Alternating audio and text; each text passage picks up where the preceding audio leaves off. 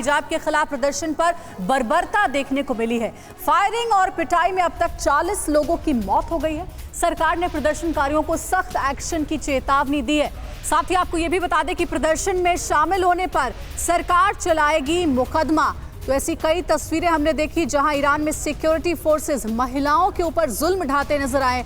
जब महिलाएं सड़क पर निकली थी हिजाब के खिलाफ प्रोटेस्ट करने के लिए, उस दौरान उनकी आवाज को दबाया गया और न सिर्फ दबाया गया बल्कि उन पर बल प्रयोग भी किया गया। ऐसी कई तस्वीरें भी सामने आई जहां महिलाओं पर लाठी चलाती हुई ईरान की सिक्योरिटी फोर्सेस नजर आई। ये जो एक एक करके तस्वीरें हम आपको दिखा रहे हैं वो ईरान के अलग अलग जगहों की तस्वीर जहां पर भारी विरोध हो रहा है हिजाब के खिलाफ। तो बंदिशों से आजादी की ये डिमांड है। सख्ती के बावजूद ईरान में और उग्र होता नजर आ रहा है प्रदर्शन। कई जगहों पर प्रदर्शनकारियों ने सरकारी गाड़ियों को आग के हवाले कर दिया है। ये देखिए तस्वीरें आपके सामने हैं। अब ये प्रदर्शन उग्र होता हुआ नजर आ रहा है और महिलाएं हिजाब से आजादी चाहती हैं, लेकिन खास बात यह है कि ये जो प्रोटेस्ट हो रहा है, ये जो विरोध की आवाजें बुलंद की जा रही हैं, इसमें पुरुषों का भी महिलाओं को बखूबी साथ मिल रहा है। तस्वीरें देखिए किस तरह से जबरन हिजाब के कानून के खिलाफ महिलाएं सड़कों पर उतर आई हैं, पुरुष उनके साथ हैं और अब पुलिस की कई गाड़ियों को आग के हवाले कर दिया गया है। ये तस्वीरें भी सामने आ रही हैं।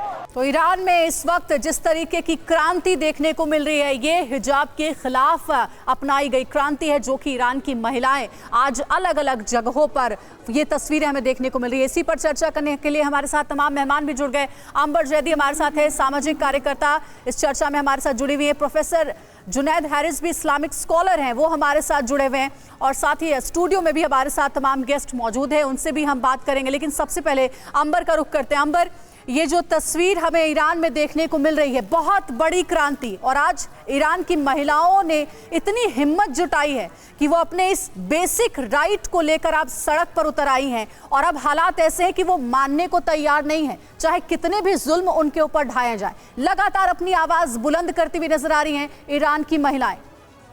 जी बिल्कुल, जो ईरान में आज देखने के लिए मिल रहा है ये बहुत लंबे समय से जमा होता हुआ ये लावा था और आज ये फूटकर निकला है, क्योंकि ईरान की महिलाएं इस जबरन हिजाब को पसंद नहीं करती थी। कि मैं बहुत सारी ईरानी महिलाओं को जानती हूँ और इंटरेक्शन बहुत बार हुआ है, तो उनको ये जो हिजाब था ये पसंद नहीं था और धीरे धीरे ये जो लावा था ये बढ़ता जा रहा था और काफी समय से ये हिजाब के खिलाफ वहाँ पे प्रोटेस्ट था।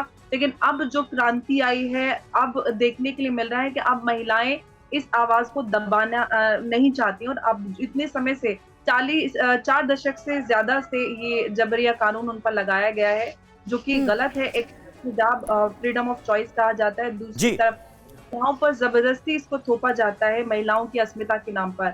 और जो महसा अमीनी के साथ हुआ, उनको सरेआम पीट कर उसकी पीठ नंगी कर दी गई लोगों के सामने, तब महिला की अस्मिता का क्या हुआ था। और इतना ही नहीं बल्कि उसकी जान ले ली पीट कर।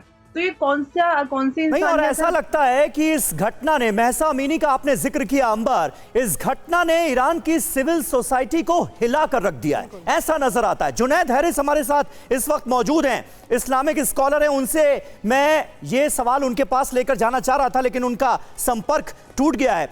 अंबर, सवाल तो सबसे बड़ा यही है ना कि ईरान एक इस्लामिक मुल्क है और इस्लाम में जबरिया हिजाब तो कहीं नहीं है, जबरदस्ती कैसे की जा सकती है? महिलाओं को अगर हिजाब पहनना है तो वो पहने, नहीं पहनना है तो नहीं पहने, लेकिन जबरदस्ती कैसे की जा सकती है? ये जबरन कानून कैसे थोपा जा सकता है ईरान की महिलाओं पर? ये मुझे लगता है सबसे बड़ा सवाल है।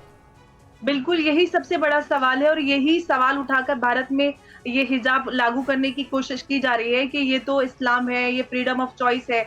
अगर इस्लाम है, इस्लाम तो किसी पे कोई जबरदस्ती नहीं करता। इस्लाम हक परस्ती और शांति का नाम है, जो जैसा कहा जाता है। लेकिन वो हक परस्ती, शांति और इंसानियत कहाँ चली गई? आप सड़कों पर आम लोगों को मार रहे हैं जान से, दर्जनों लोग ईरान में मारे जा चुके हैं, तो इंसानियत और इस्लाम कहाँ चला गया?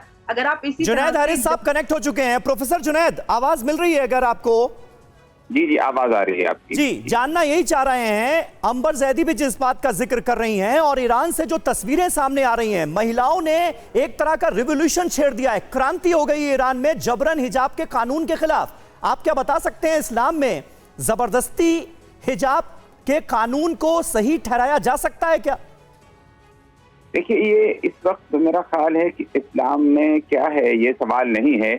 सवाल ये है कि किस मुल्क का क्या कानून है। अपने मुल्क के अंदरूनी हालात को बेहतर बनाने के लिए, अमन व अमान के लिए जो कानून नाफिज करती है, जाहिर सी बात है उस हुकूमत को चुनने का काम अवाम हिजाब का है। पहनने से किसी मुल्क की हुकूमत की रक्षा कैसे हो सकती है? नहीं, मैंने कुछ नहीं, मैंने बात कंप्लीट नहीं की थी। नहीं, आपकी बात मुझे समझ में आ गई। आप क्या कहना चाह रहे थे? मेरी बात सुन ले प्लीज, मेरी बात सुन ले जी। जैसे कि हम अपने मुल्क में रहते हैं, हम किसी को बिल्कुल न्यूड, बिल्कुल नंगा होने की इजाजत नहीं देते।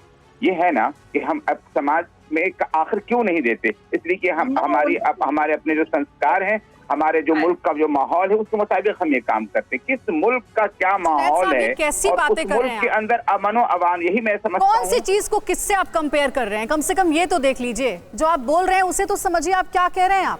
मैं जो कह रहा हूँ, मैं बिल्कुल सोच समझ करके कह रहा हूँ। मैं क्या कह रहा हूँ, आप मेरी बात सुने बगैर चूंकि बोल नहीं, इस वजह से। अरे प्रोफेसर साहब, सीधा सा सवाल पूछा गया, सीधा सा जवाब। एक मिनट जुनैद साहब, आप सुन लीजिए। आवाम चुनती है। एक मिनट, ठीक है, आवाम चुनती है। आवाम बता रही है कि वो क्या चाहती है। यहाँ पर हम अपने मुल्क की, एक मिनट प्रोफेसर साहब, अपने मुल्क की तो हम बात ही नहीं कर रहे। यहाँ पर तो सबको आजादी है, लेकिन ईरान की बात हो रही है। ईरान में जबरन जो कानून थोपा गया है, उसके खिलाफ महिलाएं उतर आई हैं। आप आवाम का जिक्र कर रहे हैं। आवाम तो बता रही है कि वो क्या चाहती है। वो इस जबरिया कानून के खिलाफ है। हुकूमत को चाहिए कि उन पर जुल्म नहीं करे। एक खातून का इस तरह से जेल के अंदर डाल करके उसकी जान ले लेना, ये किसी भी तरह से शरीयत का हिस्सा नहीं हो सकता। मैं भी यही बात कह रहा हूँ। तो इसी चीज को मैं कह रहा हूँ कि अगर आप जबरन कानून के खिलाफ आप एक लफ्ज नहीं बोल रहे हैं। आवाम की भलाई के लिए होता है। आपकी बातें बहुत गौर से सुन रहा हूँ हैरिस साहब। जबरन कानून के खिलाफ आप एक लफ्ज नहीं बोल रहे हैं।